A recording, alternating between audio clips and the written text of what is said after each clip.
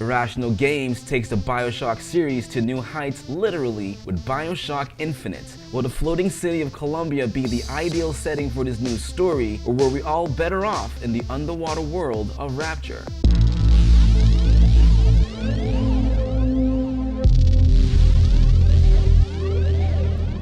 Welcome back to the GamerNerdz, everyone. This is Dinx. I'm Voyce. And today we're going to be reviewing a very, very special title that both of us have been following since its first reveal back in 2010. I'm talking about BioShock Infinite. Now, we've left the underworld city of Rapture, we've left behind the Big Daddies, left behind Andrew Ryan, and we reach for the clouds, take the role of Booker DeWitt, and enter the floating city of Columbia. The story revolves around Mr. DeWitt. As you said, he's sent off to go rescue a very special girl. Pay off the debt. By the name of Elizabeth from the floating city of Columbia, created by a certain individual by the name of a Comstock, whose followers believe he to be their prophet. Make no mistake about it, Comstock believes he is a prophet. He even says in the game that he's a mirror image of Jesus, better than everybody. In fact, Columbia is in the clouds, near heavens, near God. If there's one thing I don't like with a lot of games that have come out recently, is that they rely on cutscenes to kind of push the narrative forward, and then you get to the gameplay, the story takes a backseat, and that's pretty much it. God of War Ascension. What I do love about BioShock Infinite is that although yes, the story is told to you in direct conversations or in story-driven moments, but it's also in the lore and the richness of just pretty much everything around you. The architecture, propaganda of Columbia just really has a way of kind of immersing you into the experience, make you feel part of this world, so that when the story is actually told to you, it's that much more believable. Ken Levine must have created a story in his mind when he created the original BioShocks. It is story-driven, it is rich. You can spend so much time rummaging through trash cans, eating apples and whatnot, or digging up these old voxophone recordings, which give you further insight into a lot of the characters. Very similar to the original BioShock when you ran into people at Fort Frolic and Fontaine Futuristics. You have those same type of characters in BioShock Infinite, and they bring this universe, they bring this story together. Trust me, the first half of the game, story is, given to you in little bits. You have to pay attention. There are a lot of constants, a lot of variables. Towards the end, the story just kind of explodes into all these, major revelations, and we're not going to talk about the end game here, but wow, like, what an ending. At the beginning of the game, it's really funny because the game really kind of made you believe that it was going to follow a very similar story pattern to the previous BioShock games, but then as the game progresses, the game switches themes 1 second. It's, very heavy on racism. Again, yeah. This is 1912, and the game is very unapologetic about it, which is something I really liked about it, because hey, it's the era. And in another setting, it focuses a lot on political unrest, and then before you know it, you've reached into some sci-fi elements, and it just goes in all these crazy directions, and it's just such an amazing story. You never really feel like you know what's going on. You don't. The second you start wandering around the storyline with Elizabeth, it really becomes that much more different than the previous games where you were kind of by yourself in these claustrophobic settings, and wasn't really that much room for character development of the main character. Where in this one, because Elizabeth's with you, it really just helped drive character development. Not only was the journey all the way to the end amazing, but the ending was equally satisfying. So good job, Irrational Games. A lot of the moments that I experienced, I was not expecting. There are times where you're not sure what's going on. You'll remember these little hints, and then when you complete the game, it makes sense. Like, these loops are actually closed. If you're confused by the story, continue playing, because it just really expands, and you'll be like, what just happened? I need to go back and play it again. They did something great. Fantastic story all around. This might just be one of the best stories in the game, or really in media, I've come across in a long time. All right, let's get into the gameplay of BioShock Infinite. Now, if you play BioShock 1 and 2 on the surface, it's very similar. I mean, you do have your conventional weapons. Again, this is based in 1912, so you have very old school weapons like old school pistols. I don't think they had RPGs in 1912, but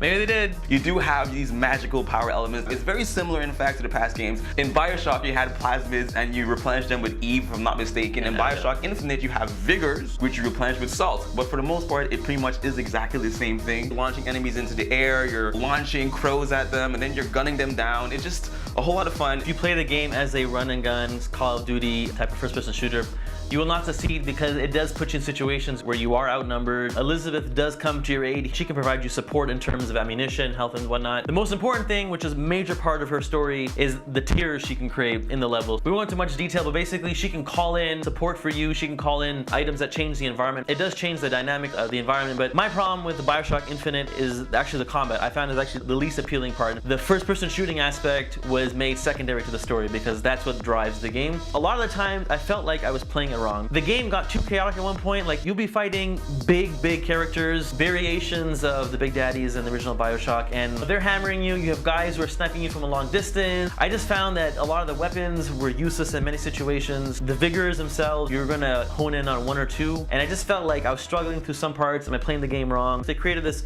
elaborate story, and then they put in these just random gunfights. I actually enjoyed the combat. I think you really have to kind of select the weapons you're going to use against certain enemies. At the same time, you do get gear that give you different attributes, and I think just combining everything together can kind of make you this powerful machine. You do have to be very strategic, and that's what I liked about it. It forced you into situations where you just can't go in the open because you're going to get shot and die. You can slow yourself down on the skyline, and you can strike someone from a distance. The gear is interesting because I didn't know if you wore a certain hat, you know, you'd light someone on fire when you hit them with the melee. Which is awesome. BioShock Infinite is really violent. Like, you think? The first time you execute someone with your skyhook, you drive into the guy's head, you see his brains all over the place. You can electrocute guys, their heads explode. Gunplay needs some work, but the vigors and all that, those cool combinations. I'm gonna completely disagree. I think the gunplay was a lot of fun. What's more important for me was Elizabeth's AI. Both when you're not in combat, more explorative mode, and then when you're actually in combat, it's really just fun to just watch her as a character. When you're rummaging through stuff, you actually just stop and watch her. She'll look under the table and stuff like that. She seems like a very intrigued character by her environment. Well, if you're locked in a tower with a massive, you know, bird mechanical creature, you know, looking after, then yeah, she'd be inquisitive. One thing I did like about her in combat, she's not there for the offensive, she's there for support. You know, like games where you have a character that you have to kind of take care of, you have to worry about their health and all that stupidness. And in BioShock Infinite, they just got rid of that. She can take care of herself in a fight. She takes cover. She's not gonna get in the way. But she just stays in the cover. Why can't she get a gun and, you know? I'm happy she doesn't do anything because they have to start worrying about her getting killed and blah. In combat, if you run out of ammo, she'll occasionally throw ammo at you, throw health, throw salts at you. When you do somehow need money, she'll kind of throw you some. It just kind of makes you feel cheap. She's a cool secondary character. I think the story part of her, like what your interaction with her and what you actually do find about her, really is the strongest point. I think it's both. She's fucking awesome as a character. You do spend a lot of time looting corpses and looking for items in desks and whatnot, and it's not always apparent which desk you can search through. So what I have to look and it highlights it and stuff. That's the problem, is that what I end up doing is I get into a given area and kind of just go through the entire place, searching every nook and cranny, which can be kind of annoying. Yeah, but by doing so, you can get the infusions to upgrade your attributes, you get the voxophone recordings. There's a reason behind that. There's reward for it. It's just that it got kind of annoying, especially towards the end of the game where I really was just more intrigued in just knowing what's gonna happen. And I'm tired of looking for salts. Through it.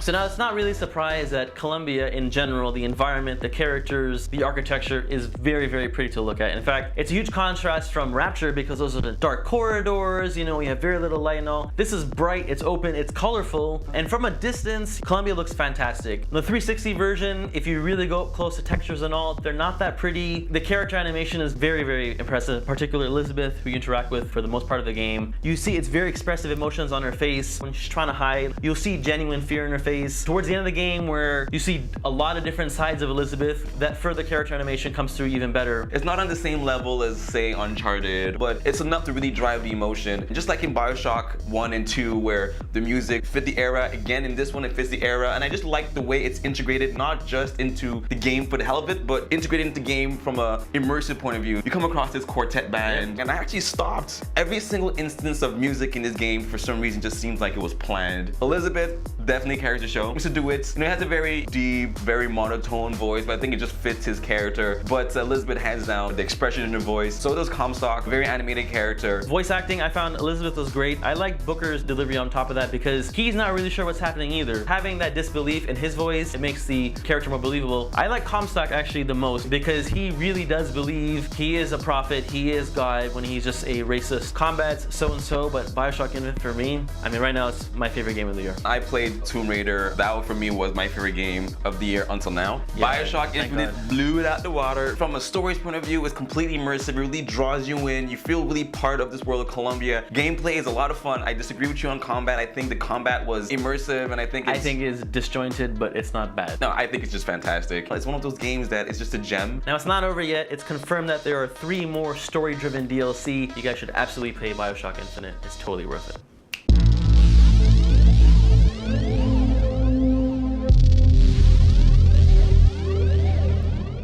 Now there you have it, folks. That is our review of BioShock Infinite. Now what do you think? Is Infinite a proper successor to the BioShock series? Do you like where we were in Columbia, or were we better off in Rapture? Let us know in a comment below. And hey, don't forget to follow, like, subscribe. We'll see you next time on The GamerNerdz.